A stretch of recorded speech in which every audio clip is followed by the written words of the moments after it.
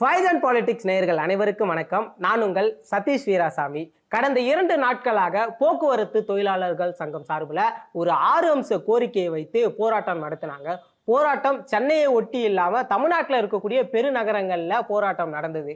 ஆனா இன்று உயர்நீதிமன்றத்துல அந்த தொழிலாளர் சங்கம் சார்பில் என்ன சொல்லியிருக்காங்கன்னா, வரும் 19ஆம் தேதி வரை எங்களுடைய போராட்டத்தை நாங்க தற்காலிகமா ஒத்தி வைக்கிறோம் அப்படின்னு சொல்லியிருக்காங்க. இதற்கு பின்னாடி என்ன நடந்தது, அப்படி எதற்காக இந்த போராட்டம் அப்படின்னு பார்க்கும்போது அவங்க ஒரு 6 அம்ச கோரிக்கைகளை முன்வைச்சு சொல்றாங்க. அது என்னென்னலாம் அப்படின்னு பார்த்தோம்னா, இப்ப இருக்கக்கூடிய பயனாளர்கள் இருக்காங்க இல்லையா, அவங்களுக்கு ஊதிய உயர்வு வேண்டும், கண்டிப்பா வேண்டும் இல்லையா, அதுக்காகவும் சொல்றாங்க. அதற்கு அடுத்து இவங்க சொல்லக்கூடிய விஷயங்கள் என்னன்னா, இதற்கு முன்பாக ஓய்வு பெற்றவர்களுக்கு அகவிலைப்படிய உயர்த்தி கொடுக்கணும் அப்படி என்பதற்காகவும், கருணையின் அடிப்படையில சிலருக்கு பணியிடங்களை நிரப்ப வேண்டும் என்பதற்காகவும் கிட்டத்தட்ட 1,00,000